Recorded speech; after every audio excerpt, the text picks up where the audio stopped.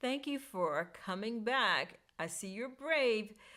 Dr. Zeno has led us down this path as it relates to cancer reduction, and he said some things that might be hard, but they are certainly true and they're grounded in science. We're going to end this section by looking at prostate cancer. Unfortunately, that's one of the leading cancers of African American men. He will share with us some strategies for reducing your risk. And then we'll end with some just overall recommendations for reducing our risk for cancer in general. I want to thank you again, Dr. Zeno, for It's joining my me on this privilege. program. And I believe that lives will even be saved if people take heed to the recommendations that you're giving us. If you would now, let's lead us into a discussion, a brief discussion on prostate cancer. Okay. Prostate cancer uh, is a hot topic, and it's a sensitive topic for men all around the world, but especially in Black men in the United States and Afro Caribbeans. Okay, now I happen to have been born in Trinidad, and we've been doing some research in the Caribbean about prostate cancer, similar kinds of situations. But something is very interesting. Part of the detection of prostate cancer is a digital rectal exam, right? And the doctor places his or her finger into the rectum of the man to feel the prostate.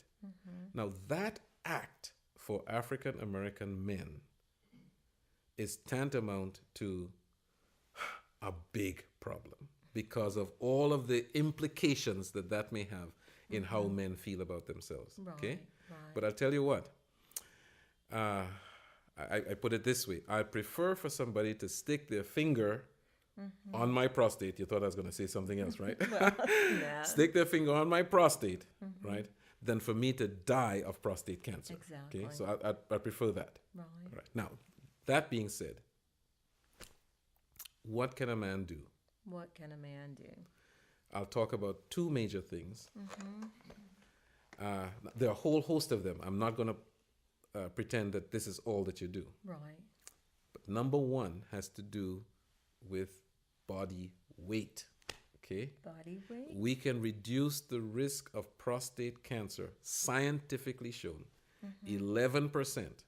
This is the highest percentage of any one action. 11% by getting down to what we'd call a normal weight. Okay? So, carrying excess pounds increases the risk of having prostate cancer.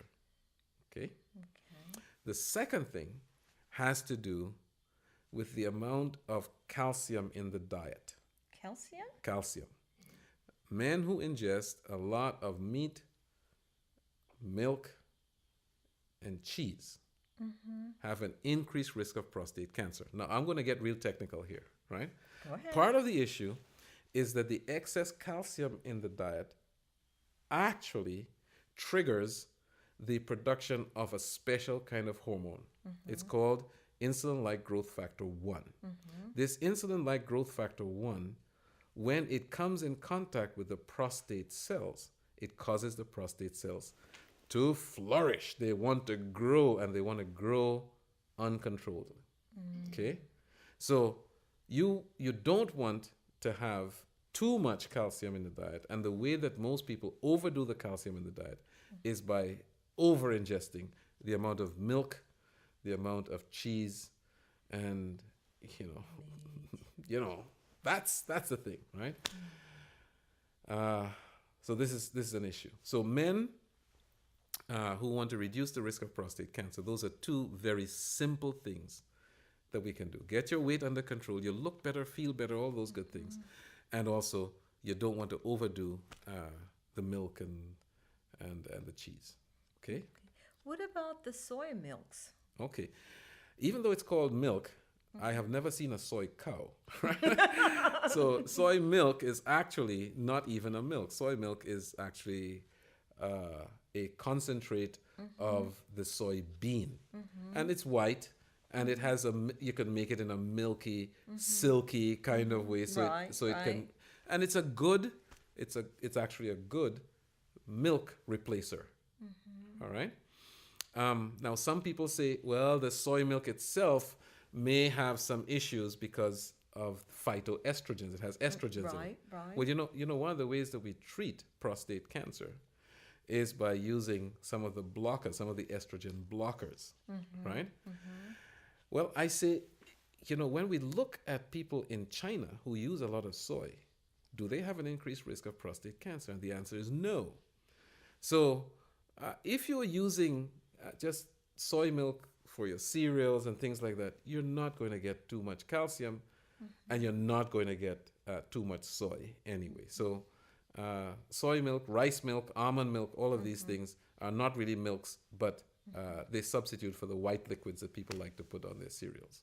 So cheese and cow's milk. Yes, cheese and cow's milk. These are the biggies. And Okay, then and of I'll course the wait. weight. I'll wait. All right. You mentioned a little before our break about the Lifestyle Center.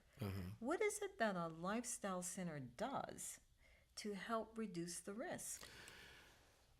Lifestyle centers like the one that we are at Wildwood, we take a holistic approach at dealing with people. We try to meet them where they are, look at the goals that they have for their life. Many people come with illnesses already developed, and what they want is to have some help in getting this under control, reversing it if it's possible, and they want to prolong a healthy, more exuberant, more vital life. And this is what we help them to do. We have a thorough medical evaluation, and then we help them to make the changes in their lifestyle that they need. So some people, they don't exercise, we help them to exercise. Some people, they don't eat right, we show them how to eat right, we show them how to prepare the foods better. Some people don't get enough sleep, so we help them to sleep, okay, etc. So the various lifestyle things, and I think you're going to have somebody on your show who's going to talk Yes, about kind of 8 natural remedies that will help people to see. These are some of the things that we help people with. We have caring folks who would help you along on your journey to better health. Now, I can say this. My interest in cancer started when I was a young boy, actually, because my mom had cancer.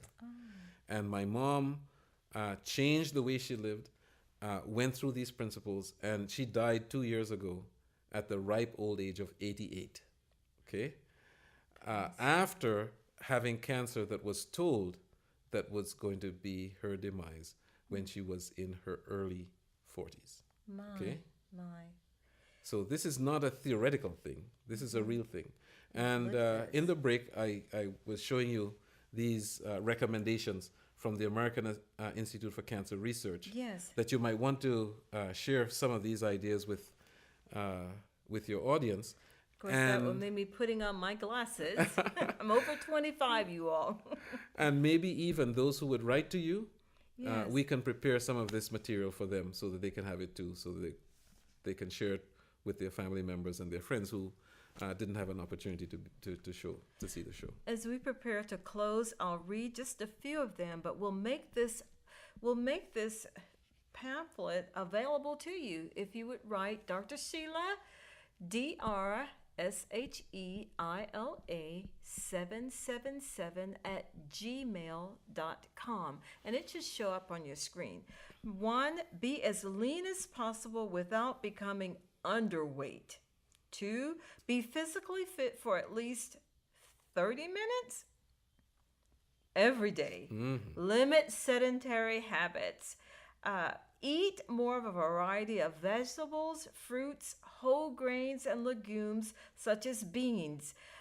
Moving down, if consumed at all, limit alcoholic beverages to 2, but we've just said 0. Because for every beverage, especially for women, for every alcoholic drink, we increase our breast cancer risk by, did you say 10%? 10%. My. And there are others here. Again, I'd be glad to share this with you. Dr. Zeno, I don't know how I could thank you for It is my coming on and pleasure being and on the privilege. set. It's just been wonderful. A little sobering, but if we are going to break this curse, if you will, of cancer, we're going to have to do things differently. And this afternoon, you heard a number of things that we can do. Nothing that's so hard.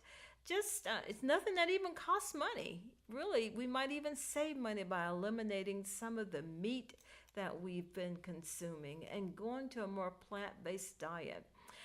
God bless you, and I look forward to seeing you at the next section. We're going to have the privilege of having Dr. Sherman. So stay tuned or call your friends. I'm just so thankful that you tuned in. Take care and God bless.